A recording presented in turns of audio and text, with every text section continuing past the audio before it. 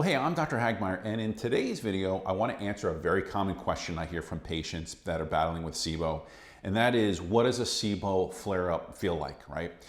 If you've been struggling with unpredictable bloating or gas or discomfort after you eat or just feeling like your digestion changes from day to day, night to night, I hope today's video is going to provide you and clear up and give you some clarity on this topic, because you're going to learn really what a SIBO flare-up feels like, what it looks like, what triggers it, and why these flare-ups are often confused with things like food allergies or IBS or even anxiety. So let's get into this and why this video is so important to you. So first, really, what exactly is a SIBO flare-up, right? SIBO stands for the small intestinal bacterial overgrowth, and it really happens when bacteria that are normally found in the large intestines, they migrate up and into the small intestines where we don't want them. They don't belong there.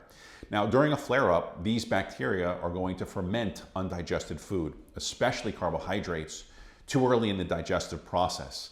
That fermentation process basically is going to allow the production of gas like hydrogen, methane, hydrogen sulfide, which all wreak havoc on our bodies, right? A flare-up means your symptoms suddenly intensify.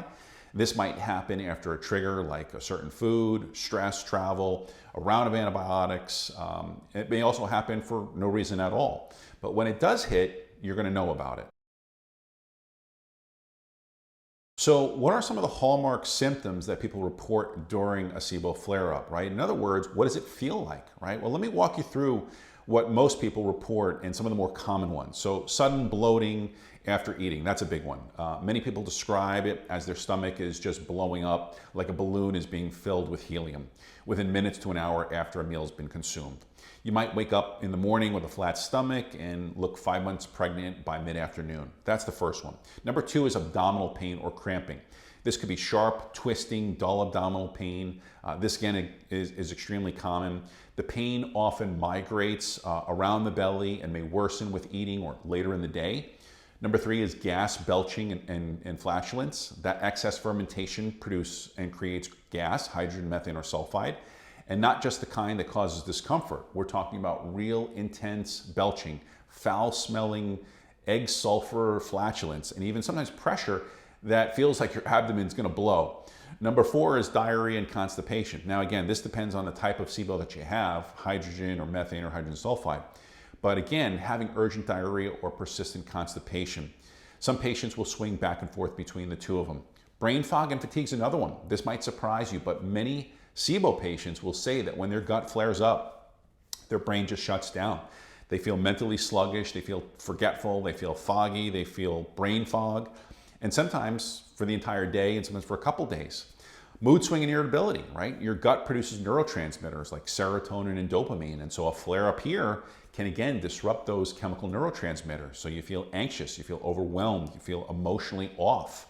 Those again are some of the big flare-up symptoms that we tend to think of. All right, so we just talked about what a flare-up actually feels like. Let's talk about some of those triggers. What's actually setting this off, right? And there's a number of them, but here are some common triggers. Number one is a high FODMAP food like garlic, onions, apples, or beans, right? Maybe you consumed a meal and had those, you're flaring up.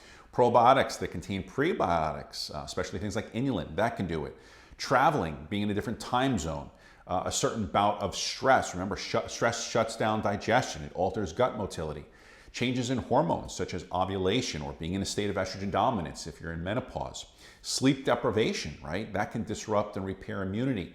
And sometimes you can be doing everything right and you still flare up. And that's why managing SIBO requires more than just watch what you eat. It's about getting to the root cause and resolution. So what makes SIBO flares so frustrating is just how invisible and really how unpredictable that they can be.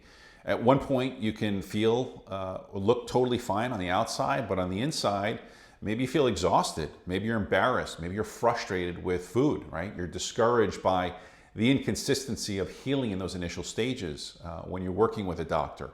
For many people, that happens very often in the beginning, but as time goes on and you begin to heal the SIBO, this happens less and less. Maybe in the initial stages, you're reacting to everything that leads to food restriction, leads to social anxiety, and often leads to just, to be honest, it leads to eating disorders.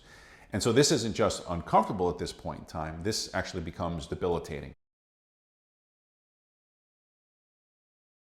So one of the things that makes SIBO flares incredibly frustrating for a lot of patients is really how invisible and unpredictable that they can be. You may look totally fine on the outside, but on the inside, you feel exhausted, you're embarrassed, you're frustrated, you're discouraged by the inconsistency. In the initial stages of working with a doctor and getting treatment for SIBO, this happens more often, and as you begin to heal, obviously it happens less and less. But one of the big frustrations comes is that people start having a fear of eating. They feel like they're reacting to everything, and that leads to more and more food restriction. That leads to social anxiety. That leads to eating disorders. That leads to you not being able to socialize with friends. And so it goes past the point of just being uncomfortable. Now it becomes debilitating. So what can you do about all this, right? Well, number one is if you recognize these symptoms, the first step is and comes down to really getting the right kinds of testing. This could be a glucose breath test, a hydrogen sulfide test, or a glucose breath test. Again, this will help determine the type of gas and severity of the bacterial overgrowth you're dealing with. A stool microbiome test helps identify the weak players in your gut and helps your doctor figure out where to put their energy when it comes to supporting your gut. Next, again, work with a certified functional medicine practitioner. They're the ones that are going to be able to help identify the causes of why you have this SIBO in the first place. Again, reducing bacterial overgrowth with herbs or antimicrobials, repairing the gut lining, addressing inflammation, rebuilding the gut microbiome the right way. Again, we talked about this in a past video. It's not just about killing bacteria. But the point of all this is that you don't have to live your life dodging food, wondering when this next flare-up is going to happen, or feeling like your gut controls your entire day.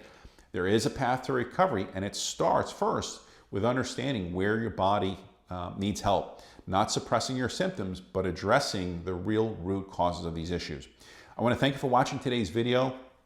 If you found it helpful, be sure to like, comment, and subscribe. And if you need help figuring out what your next steps need to be, visit my website. Learn a little bit more about what I do, how I work with patients, the kind of patients that I work with.